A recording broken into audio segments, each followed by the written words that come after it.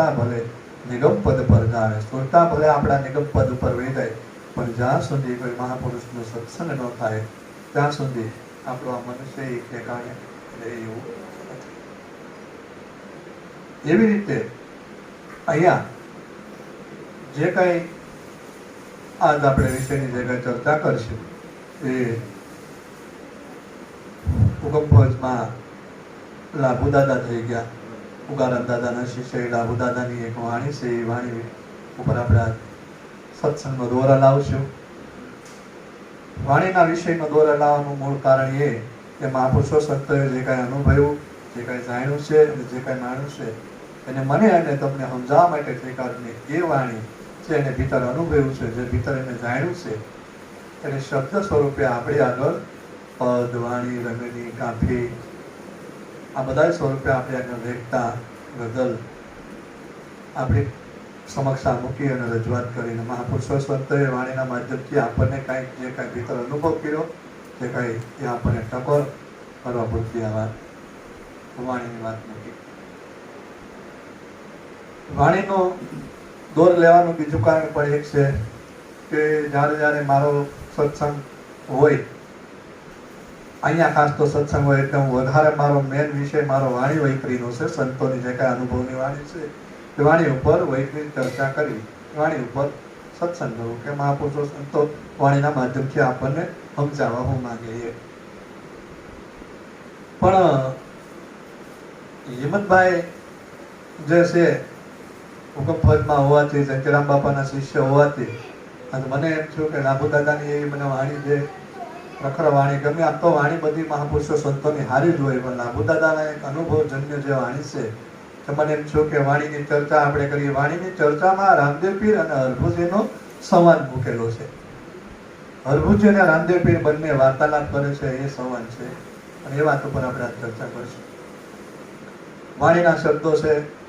હરભુજી રામદેવ પીરને પ્રશ્ન પૂછે છે, જ્યારે હરભુજી જ્ઞાનને ઉપલબ્ધ નહોતા થયા, જ્યારે રામદેવ પીર હરભુજીને જ્યારે મેળા, પણ મેળા બાદ એ જ્ઞાનને ઉપલબ્ધિ એને નથી થઈને મહાપુરુષો સંતો એની વાણીના માધ્યમથી ઘણું સમજાવવા માંગ્યું છે. રામદેવ પીરની આપણે બધી વાણી ઘણા આપણે સાંભળતા હોઈએ છીએ, પણ રામદેવ પીરની જે સ્વમુખે બોલાયેલી જે વાણી છે, પૂછો પુરા પંડિતને, પૂછો શેખ સન્યાસીને, આમાં નિજના ગુરુ કોણ છે, પછી અગમની અગોચર વેળા વાતુ છે, અગિયોની પોથીનો પામે પારા, જૂનો જૂનો ધર્મ આબાદ રાખી બોલીએ જેના વેદ કરે છે વખાણ.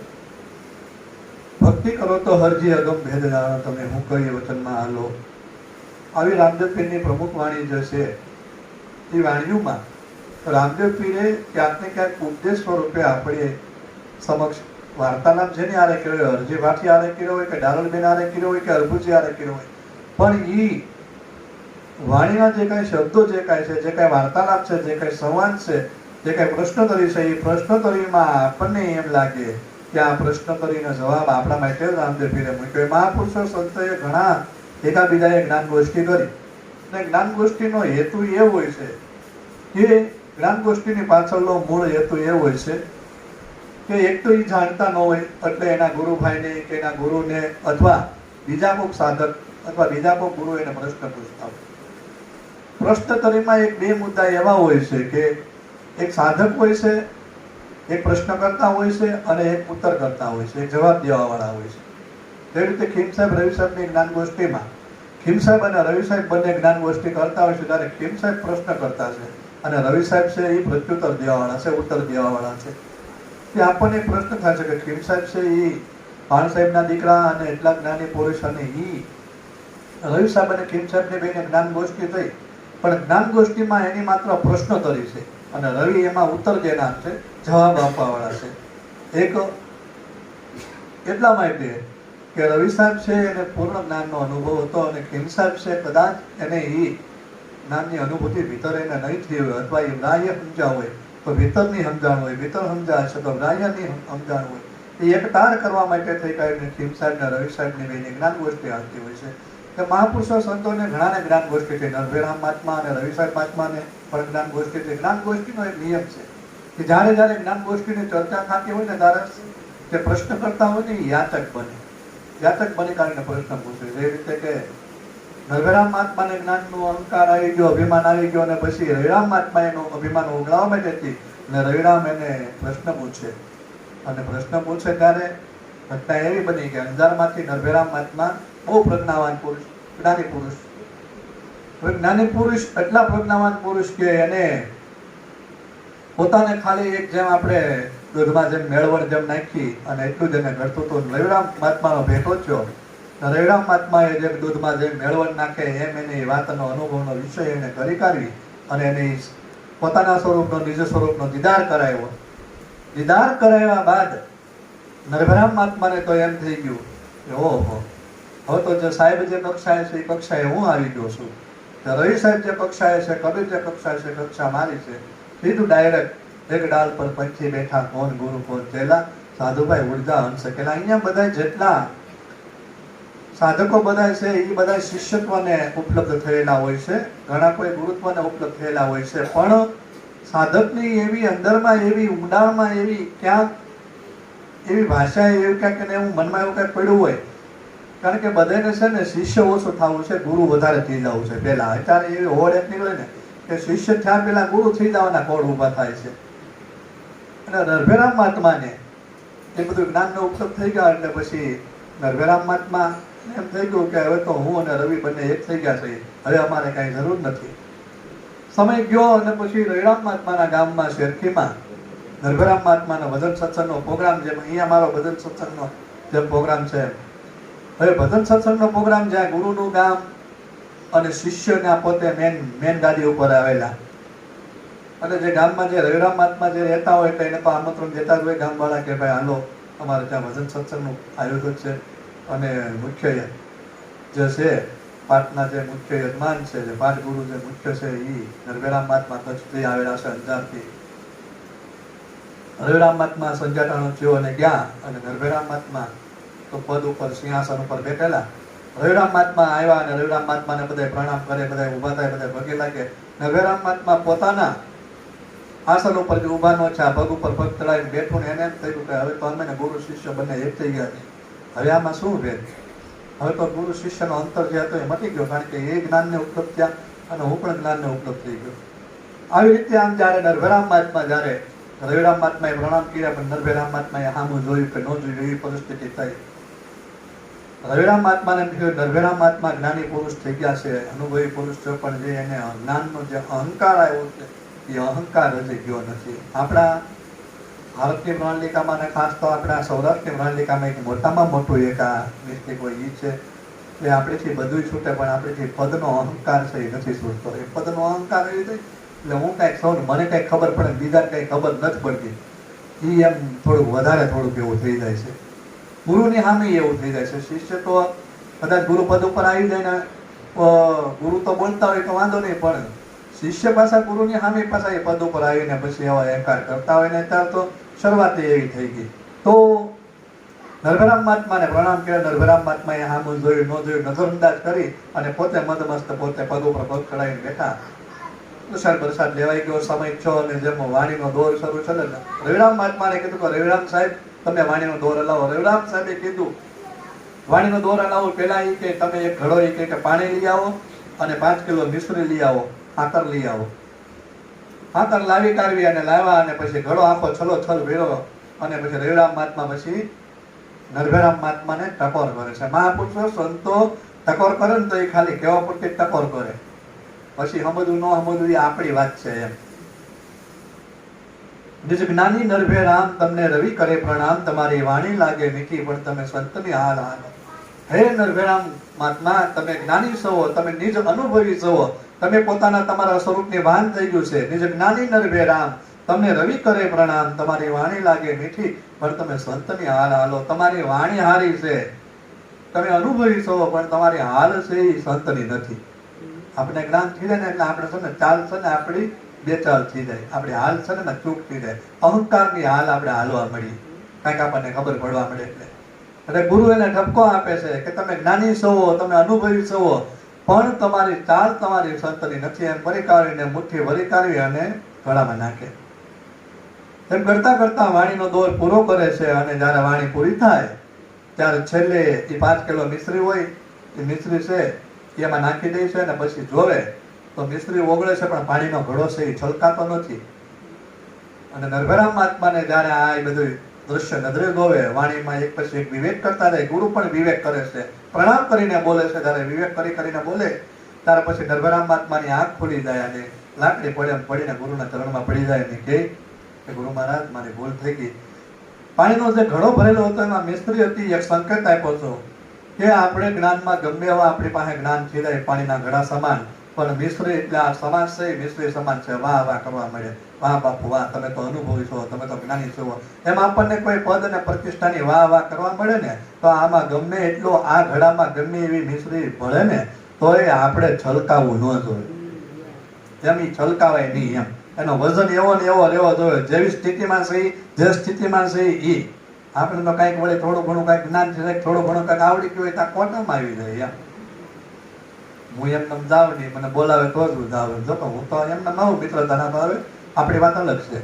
એમ આવું ઘણીક વાર થઈ જતું હોય. એમ જ્ઞાન ગોષ્ઠીનો એક આવો નિયમ હોય છે કે એકાબીજા જ્ઞાન ગોષ્ઠી કરતા હોય ત્યારે એક યાચક હોય છે, એક સાધક હોય છે અને એક પ્રશ્ન કરતા હોય ને જવાબ દેતો હોય. એમ અહીંયા લાભુ દાદાનું જે કાંઈ વજન જે કાંઈ છે એ વજનમાં રામદેવ પીર અને હરભુજીનો સંવાદ લેતો. યદ્યપી હરભુજી અને યદ્યપી રામદેવ પીર અને હરભુજીને બંનેને જેને ચર્ચા થઈ હતી એ એના દેહ રામદેવ પીરે જયારે એને દેહ છોડ્યો ત્યારે એ બંનેને ચર્ચા થયેલી હતી, ત્યારે એ બંનેના વાર્તાલાપ થયેલો. પણ જ્ઞાની પુરુષનો એક નિયમ હોય છે. અહીંયા છેલ્લે નામાચરણમાં લાભુ દાદાનું નામ આવે એટલે આપણને એક દરેક એક વાતને એક જ્ઞાની પુરુષ હોય એને દરેક એમ શંકા થાય કે ભાઈ સંવાદ તો રામદેવ પીર અને હરભુજીનો છે અને નામાચરણ લાભુ દાદાએ કેમ પાડ્યું? કારણ કે પ્રશ્નોત્તરી રામદેવ પીર અને હરભુજી બંને ઉપર વાર્તાલાપ થાય. લાભુ દાદાએ છેલ્લે નામાચરણ વાળ્યું છે એનું પોતાનું. તો આપણને એક વિષય ઉપર આપણને શંકા થાય કે એવું કેમ બને? કારણ કે રામદેવ પીર અને હરભુજી વાર્તાલાપ કરે તો કાં હરભુજીનું નામાચરણ આવે, કાં રામદેવ પીરનું વાર્તાલાપમાં નામાચરણ આવે. પણ અહીંયા લાભુ દાદાનું નામાચરણ આવે છે. એનું પાછળનું રહસ્ય એ છે કે કોઈ પણ માણસ જ્ઞાની પુરુષ હોય, કોઈ પણ માણસ અનુભવી પુરુષ હોય, પછી એ જે કાંઈ વાત લખે કે જે કાંઈ શબ્દ લખે એને આપણે માન્ય દેવા પડે. અહીંયા આ વાતનો એક અર્થ એવો પણ થાય કે અહીંયા જે જ્ઞાન ગોષ્ઠી જે લખી છે એમાં રામદેવ પીર છે એ એના સદગુરુ ઉગારામ દાદા છે અને હરભુજી છે એ પોતે છે. એક શિષ્ય છે અને એક ગુરુ છે. અહીંયા રામદેવ પીર છે એ ગુરુના પાત્રમાં છે અને હરભુજી છે એ શિષ્યના પાત્રમાં છે. અહીંયા એ સંબોધીને પણ એને વાણી લખી હોય. આપણે એક અર્થ એનો એક પણ કરી શકાય. એક અર્થ આપણે એનો એવો પણ કરી શકાય કે જ્ઞાની પુરુષ કોઈ પણ સ્ટેજ ઉપર જાય, કોઈ પણ એ કક્ષા ઉપર જાય એટલે એ કક્ષા ઉપર એ જે કાંઈ બોલે કે જે કાંઈ લખે એ એમ થવું પડે, એમ થઈ જવું પડે. દૃષ્ટાંત રૂપે આપણે એક વાત સમજીએ કે ભાઈ રામ જન્મ પહેલા વાલ્મીકે રામાયણ લખી નાખી. રામ ભગવાનનો જન્મ નતો થયો, વાલ્મીક ઋષિએ રામાયણ લખી નાખી. એકડે એકથી બધું સીતાજી જ્યાં સુધી ધરતીમાં અમારે અને રામ છે એ પરલોક ગમન થાય ત્યાં સુધીની વાત લખી નાખી. મહાપુરુષો સંતોએ લખી નાખ્યું અને એ ઘટના ઘટી. અનુભવી પુરુષ જેને વચનમાં જેની સુરતા એક્ટિવ થઈ ગયેલી, વચન જેને જાણ્યું હોય, વચન જેને અનુભૂતિ થઈ ગઈ હોય, એ કોઈ પણ શબ્દ લખે એના બ્રહ્મના શબ્દો થઈ જાય. એ ઘટના ઘટવી પડે. એક મુદ્દો એમ થાય. એટલે વાલ્મીકે રામ જન્મ પહેલા રામાયણ લખી નાખી. એક વાત એમ થાય, આ બીજા એંગલથી જોઈએ. ત્રીજા એંગલથી આપણે જોઈએ તો ત્રીજું એંગલ એમ હોય છે કે પેલા જેમ પિક્ચરમાં જેમ સ્ક્રિપ્ટ લખાયેલી હોય, પિક્ચર હજુ બન્યું નથી પણ વાર્તા લખાઈ ગઈ છે, સ્ક્રિપ્ટ લખાઈ ગઈ તો સ્ક્રિપ્ટના પ્રમાણે એ વાર્તાના પ્રમાણે વાર્તા વાંચ્યા બાદ જે કાંઈ અભિનય થવાનો છે, જે કાંઈ ઘટના થવાની છે એ ઘટનાને મહત્વ આપવાની વાત પેલું હોય. અહીંયા જે વાણીના જે સંવાદ જે છે એમાં એક એ પોતાના અનુભવથી બોલતા હોય એ વાત છે, એક કે પોતે જેને અનુભવ્યું છે, જે જાણ્યું છે એના શબ્દો એ જે લખ્યા છે એને આપણે માન્ય રાખવા પડે. અને ત્રીજું વર્ઝન એ કે અહીંયા જે રામદેવ પીર અને હરભુજીનો જે સંવાદ છે એ વાસ્તવમાં ગુરુ અને શિષ્યનો સંવાદ છે. એટલે રામદેવ પીરને આપણે ઉગારામ દાદાનું સ્વરૂપ લઈએ અને હરભુજીને આપણે લાભુ દાદાનું સ્વરૂપ લઈએ. અહીંયા જે કાંઈ વાર્તાલાપ થાય છે એ વાર્તાલાપ આપણે કાંઈ રામદેવ પીર ને હરભુજીની વાર્તાલાપ નથી થતી. વાર્તાલાપ થાય છે એ માત્ર ગુરુ અને શિષ્ય. એ વાર્તાલાપને આપણે મહત્વ લેવાનું થાય. એ વાર્તાલાપને આપણે મહત્વ ગણવાનું થાય. કારણ કે ઘણી વાર શું થાય કે રામદેવ પીર ને હરભુજીને જ્ઞાન ગોષ્ઠીથી તો થાય ને ત્યારે સોશિયલ મીડિયાના માધ્યમથી આપણે વાત કરતા હોય તો જે રામદેવ ધારાના જે કાંઈ સંતો હોય એ કે આ કઈ ચર્ચા જ નથી થઈ, તમે ક્યાં આવી વાત કરો. એટલે આપણે એની એંગલ અને એને આપણી વાત આપણે જુદી પાડવી પડે. વાણીના શબ્દો છે, કહે હરભુજી સુણો રામદેવ. હરભુજી એમ કહે છે કે તમે સાંભળો રામદેવભાઈ. કહે હરભુજી સુણો રામદેવ, અજમલ ઘરે તમે અવતાર ધીરો, પીર હુંદા પીર હોવા અજમલ ઘરે તમે અવતાર ધીરો. વાત કરું છું તમે મહેર કરીને, કહે રામદેવજી. કહે હરભુજી સુણો રામદેવજી. કોઈ પણ પેલા પ્રશ્ન કરવો હોય ને, કોઈ પણ પેલા વાર્તાલાપ કરી હોય ને, તો પેલા આપણે દાસત્વ ભાવ સ્વીકાર કરવો પડે. આપણે દાસત્વ ભાવ સ્વીકાર કરવો પડે. હું કાંઈ જાણતો નથી તો મને ખબર નથી પડતી, અથવા કાંઈ પૂછવું હોય તો આપણે દાસ તરીકે એનું સ્વીકાર કરીને આપણે પ્રશ્ન પૂછવો પડે. અહીંયા હરભુજી છે એ શિક્ષકોનો ભાવ છે, એ રામદેવ પીર છે એ ગુરુનો ભાવ છે. કહે રે હરભુજી સુણો રામદેવભાઈ, પીર હુંદા હોવા પીર તમે. તમારો અવતાર છે એ હિન્દુઆ પીરનો અવતાર છે. પણ હું તમને એક વાત પૂછું છું, હું તમને એક વાત કરવા માંગુ છું. અજમલ ઘરે અવતાર ધર્યો, પણ વાત કરું છું તમને, એક મહેર કરો મારી ઉપર, મારી ઉપર કાંઈક દયા કરો. મારે તમને એક પ્રશ્ન પૂછવો છે, મારે તમને એક વાત કરવી છે, પણ તમે મને એ કહે કે મારી ઉપર દયા કરો. એટલે પેલો મુદ્દો એ બને કે વાર્તાલાપ કરવા માટે, વિષયમાં જવા માટે આપણે યાતક તરીકે આપણે પ્રશ્ન પૂછો. આપણે ડાયરેક્ટ ગિલિન્ડરની જેમ પૂછાય નહીં, બાપુ આનું કેમ છે. અહીંયા પાછું એવું થાય, જાણું પેલા તું જાણવા બેઠું છો કે જાણી કાઢી બીજાનું કેવું છે, એવો અત્યારે ગ્રહ થયેલો છે. સોશિયલ મીડિયામાં 12 વાગ્યા સુધી કોન્ફરન્સમાં 10 જણા જોડાયેલા હોય. ઓલો ઓલાને પૂછે, ઓલા પૂછે, ઓલાને પૂછે, પ્રેમમાં આવ જેમ જીઓ નેટ પ્રે પહેલા હતું એમ નો હાલે. એમ જ્ઞાન ગોષ્ઠી કાંઈ કોન્ફરન્સનો વિષય નથી. કોન્ફરન્સના વિષયમાં આવીને જ્ઞાન ગોષ્ઠી ન થાય. જ્ઞાન ગોષ્ઠીમાં એક યાચક અને એક જાણે છે, એક જાણનાર છે અને એક અજ્ઞાન છે, એક જ્ઞાની છે અને એક અજ્ઞાની છે, ત્યારે જ્ઞાન ગોષ્ઠી થાય. ના તો ખાલી જાણવા ખાતર ખાલી પૂછતા હોય કે જાણી લઈએ તો અમારે ક્યાંક હાલે એમ, અને અમારે ક્યાંક હાલે તો એ બાને આપણે ક્યાંક બીજે ક્યાંક ચર્ચાઓ કરવાની થાય. આગળ હરભુજી પૂછે છે રામદેવ પીરને કે સાકાર સ્વરૂપ કે તમે બિરાજો છો, રામદેવ ધર્યું નામ. સાકાર સ્વરૂપે આપ બિરાજો, રામદેવ ધર્યું છે નામ. નિરાકારમાં નામ બતાવો અને અમર નામ કહો અમને નક્કી. તમારું નામ છે એ સાકાર સ્વરૂપ છે. તમારું અને મારું જે આ નામ છે ને એ આ સાકાર સ્વરૂપ, સાકાર નામ જે તમને જે આ દેહ જે બતાવી ને એ સાકાર સ્વરૂપનું આ નામ આપણું છે. હરેકનું નામ જે છે એ સાકાર સ્વરૂપ છે. દેહ ધારણ કર્યો, 5 તત્વ 3 ગુણ 25 પ્રકૃતિની જે આ કાયા બની છે એ કાયાનું નામ છે, એને સાકાર સ્વરૂપ કહેવાય છે. મારું નામ કિશનદાસ છે ને બીજા અન્યના જે નામ હોય એ દેહનું નામ છે. સાકાર સ્વરૂપે આપ બિરાજો છો, નામ ધર્યું છે પીર રામદેવ. તમારું નામ છે એ શરીરનું નામ છે, સાકારનું નામ છે એ રામદેવ પીર એવું તમારું નામ છે. પણ નિરાકારમાં તમારું નામ શું છે એ નામ અમને બતાવો. તમારું નિરાકાર જે તમારું સ્વરૂપ છે, નિરાકારમાં જે તમારું સ્વરૂપ છે એ નામ શું છે, અને અમર સ્થાન કહો અમને નક્કી. આવું હરભુજી પૂછે છે પીર રામદેવને કે તમારું જે નિરાકારમાં તમારું જે નામ છે એ નામ કયું છે, અને તમારું જે સ્થાન છે, તમારું સ્થાન, તમારું અમર સ્થાન. અમર સ્થાન એટલે કે જે મરવા વાળું નથી, ત્યાં તમારું નિર્ભય સ્થાન જે છે એ અમર સ્થાન તમારું ક્યાં છે. આપણું જે આ દેહ જે છે એ 5 તત્વ 3 ગુણ 25 પ્રકૃતિનો આ દેહ છે. પણ આ દેહની અંદર એક એવું તત્વ રમણ કરેલું છે કે જે અહીંયા ક્યાંક બેઠું છે, જે અહીંયા આપણી અંદર, આપણી ભીતર, આપણી માલપા ક્યાંક બેઠો છે. ભાઈ બેઠો છે, કેમ બેઠો છે, કેવી રીતે બેઠો છે, જેમ સાહેબે વાત કરી કે કૃષ્ણદાસ બાપુને કહી કે તત્વ શું છે, તત્વમાં કેમ છે, એ વિશેની ચર્ચાને લઈને આ વિશેની ચર્ચા થાય થોડી. તો અહીંયા એ જે અંદર ભીતર જે બેઠું છે એ બેઠું છે તો કેમ છે, કેવી રીતે છે. તો સાકાર સ્વરૂપ તો બધાના નામ છે, પણ નિરાકારમાં આપણું નામ શું છે. તો આપણે આ હાથ છે તો આ જ કહેવાય. આપણે કહીએ કે આ